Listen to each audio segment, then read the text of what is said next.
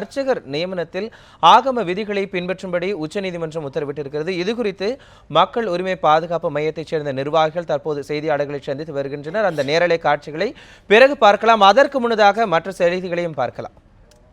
தற்பொழுது அந்த நேரலை காட்சிகளை நாம் பார்த்து விடலாம். நீதிமன்றமும் நியாயப்படுத்துகின்றன. இது நான் இந்த தீர்ப்பு மாணவர்களுக்கு ஆதரவாக வரவில்லை என்பதனால் கோபம் கொண்டு சொல்வதல்ல, இது ஒரு உண்மை. இதை பெரியார் சொன்னாரு. இது இன்னும் வலிமையாக இந்த தீர்ப்பில் நிறுவப்பட்டிருக்கிறது. நந்தனை ஒரு முறை கொளுத்தினார்கள். இந்த 206 மாணவர்களை காக்க வைத்து அவமானப்படுத்தி அசிங்கப்படுத்தி கடைசியில் இல்லை அப்படின்னு சொல்லியிருக்கு நீதிமன்றம்.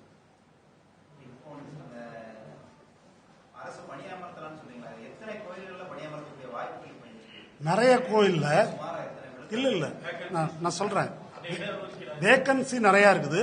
இது பற்றிய விவரங்களுக்குள்ள போனோம்.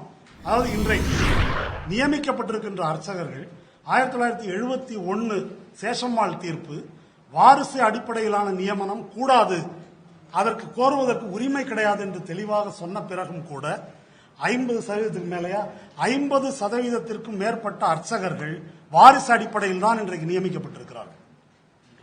இன்று வரை பயிற்சி பெறாதவர்கள் அதில் கணிசமான பேர். அந்த புள்ளி விவரங்கள்லாம் நாங்கள் வெளியிட்டிருக்கிறோம். இவங்கெல்லாம் பயிற்சி பெற்றவர்கள். பயிற்சி பெறாதவர்கள் அவங்க சொத்து உரிமை மாதிரி அர்ச்சகன் மகன் அர்ச்சகன் சொந்தக்காரன் அர்ச்சகன் என்று பதவிகளில் இருக்கிறார்கள். அவர்களெல்லாம் அந்த பதவியில் இருப்பதற்கு தகுதியற்றவர்கள். இடமும் காலியா இருக்குது. அவர்களெல்லாம் நீக்கப்படுவதற்கு எல்லா அடிப்படையும் இருக்குது.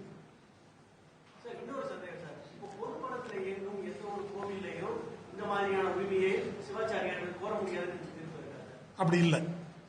நீங்க கேக்குறதாங்க மையமான விஷயம். எங்களுடைய கேள்வி அதுதான். பப்ளிக் டெம்பிள் அரசு தான் அப்பாயின்மெண்ட் போடணும், அதனுடைய எல்லாத்தையும் அரசு தான் தீர்மானிக்கணுங்கிறதா. அதுல ரிலிஜியஸ் ரைட்டை கேட்க முடியாதுங்கிறதா. அதுதான் நாங்களும் சொல்றோம். நீங்க கேக்குறதா அது கிடையாது.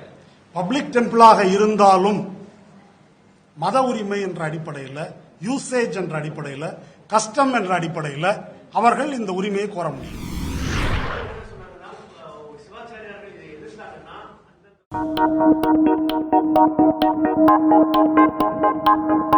Thank you.